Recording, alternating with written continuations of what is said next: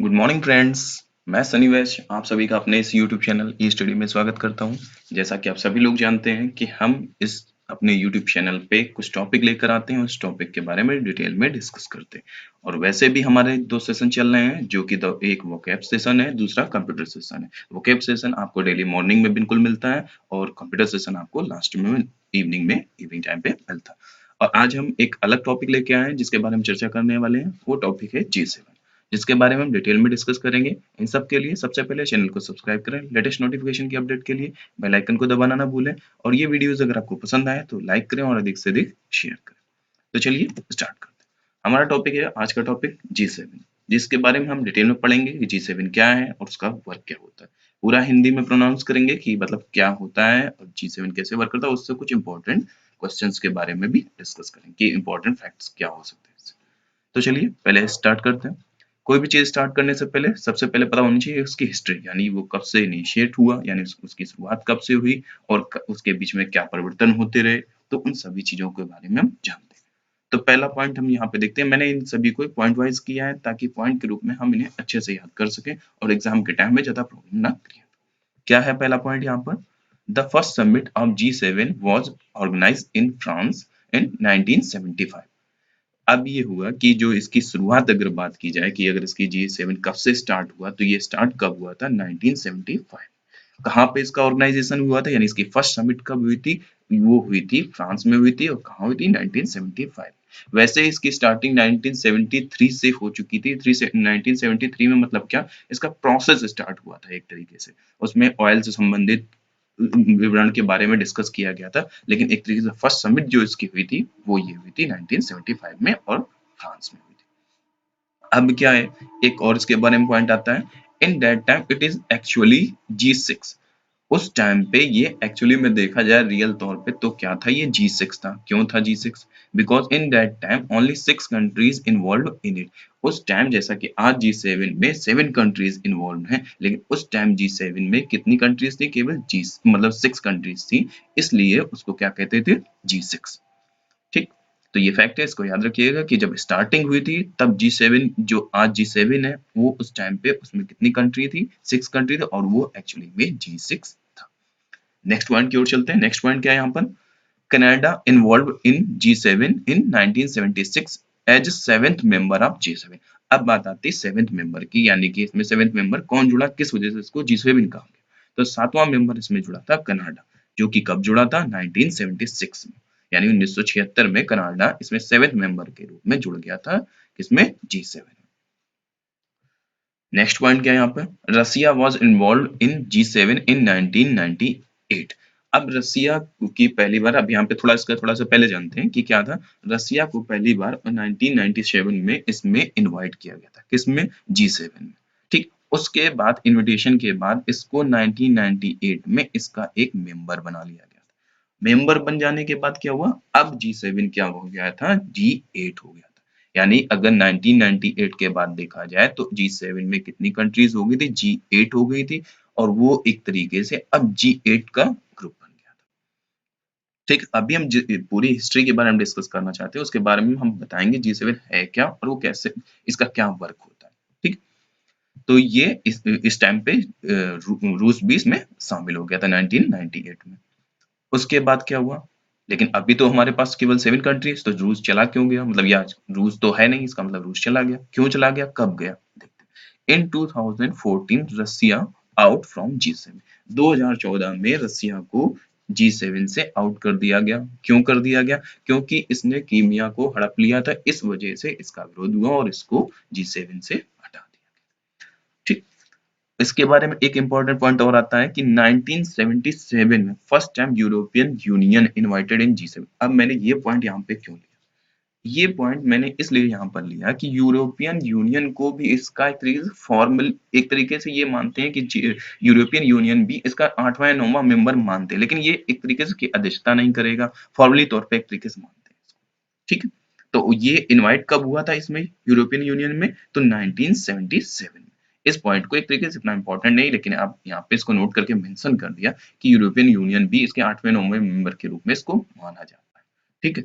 और इसको first time invite किया गया था 1977 में। किसमें? G7। तो ये तो हो गई G7 की हिस्ट्री कि G7 की शुरुआत कब हुई और कौन-कौन से सदस्य इसमें समय-समय पर जुड़ते रहे, और आज के टाइम पे अगर देखा जाए तो G7 में केवल 7 कंट्रीज। अब हम डिस्कस करेंगे G7 क्या है और उसमें कौन-कौन सी कंट्रीज इन दैट टाइम हैं। तो चलिए आगे चलते हैं, देखते हैं। तो अब बात आती है G7 है क्या बेसिकली। अभी तक तो हमने जान लिया ये सारी चीजें, लेकिन उतनी देर से ये समझ में नहीं आ रहा था कि G7 है क्या। ये सारी तो हिस्ट्री समझ में आ गई कि हाँ तब हुआ, ये हुआ। अब ये बता देते हैं कि G7 है क्या। बेसिकली ये समझ लेते हैं, G7 is a group of 7 countries. G7 एक ऐसा ग्रुप है जहाँ पर G स्टैंड करता है किसके लिए, ग्रुप के लिए, और ग्रुप ऑफ 7 को ही हम G7 कहते हैं। इसमें कितनी कंट्रीज आती हैं, 7 कंट्रीज आती हैं।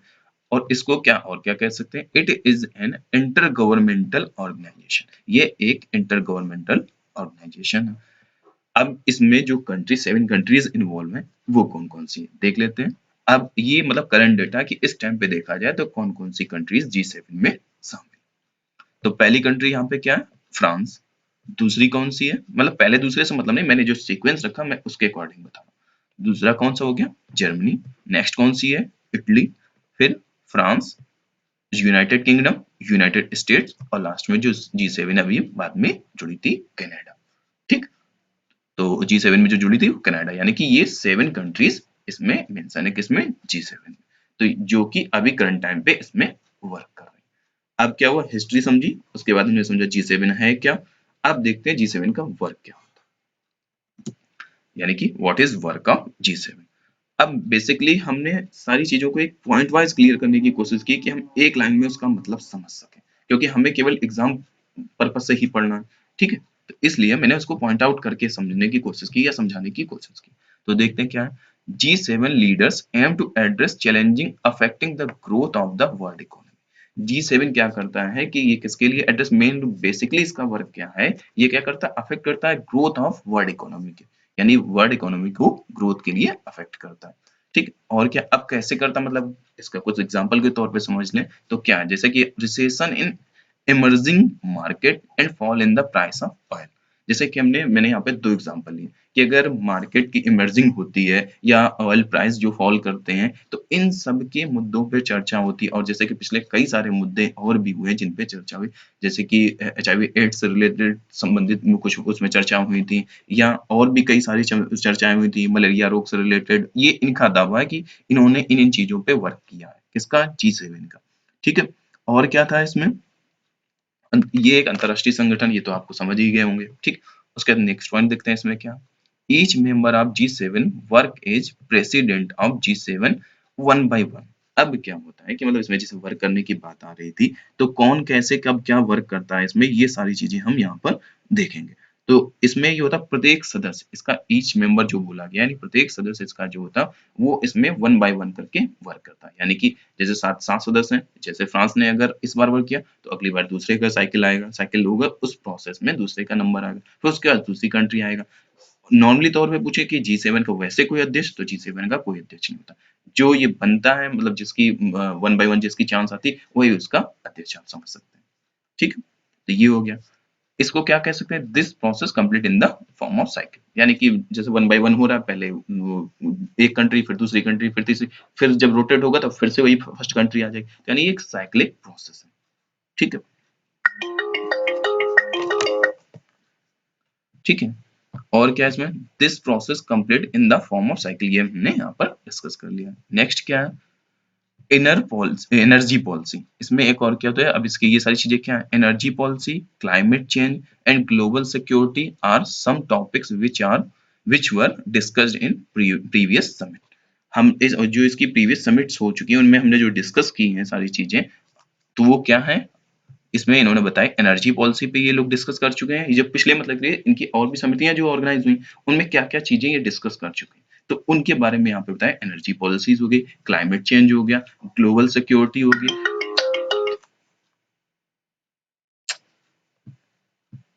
और some topics which are discussed in previous summit.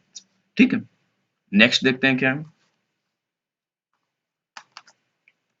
तो यहाँ पर हमने ये देखा कि इसके वर्क क्या होते हैं। ठीक है, ईच मेंबर, ये सारी चीजें मतलब हमने यहाँ पर पढ़ ली इसकी। नेक्स्ट देखते हैं क्या है, इंपॉर्टेंट पॉइंट ऑफ G7। ठीक है, अब G7 से इंपॉर्टेंट पॉइंट कुछ है, हम उनको देख लेते हैं, वो क्या है। तो क्या था, जैसे energy policy, climate change and global security are some topics which were discussed in previous, जैसे कि वो पीछे आपने देखा था, तो वो एक ये पॉइंट हुआ, ये 2 बार मेंशन हो गया है कि इसमें इन चीजों की डिस्कस हो चुकी है, ये एक इसका इंपॉर्टेंट पॉइंट है। अब बात क्वेश्चन ये आती है कि फर्स्ट समिट कब हुई थी, तो मैंने यहाँ पे इसको नहीं रखा क्योंकि हम पहले ही उसको डिस्कस कर चुके थे। कब हुई थी? 1975 में हुई थी। कहाँ हुई थी? फ्रांस में हुई थी।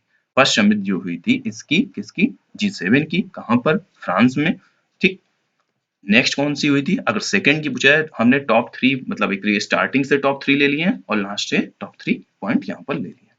तो सेकंड समिट की अगर बात की जाए तो वो कब हुई थी, हेल्ड ऑन कब हुई थी? 1976 में। कहाँ पर हुई थी? यूनाइटेड स्टेट्स में। ठीक। नेक्स्ट कौन सी थी? थर्ड समिट ऑफ G7 की तीसरी समिट जो हुई थी वो कहाँ पर हुई थी? 1977 में हुई थी। कहाँ पर हुई थी? यूनाइटेड किंगडम में। ठीक। नेक्स्ट देखते हैं। अब जैसे ये टॉप 3 हो गई कि स्टार्टिंग से हमने टॉप 3 की डिस्कस किया। अब अगर लास्ट जो हुई है अभी तक 46 वाली होनी थी, वो कहाँ होनी थी? G7 will be in United states in 2020। 2020 में ये होनी थी। कहाँ पर होनी थी? यूनाइटेड स्टेट्स में।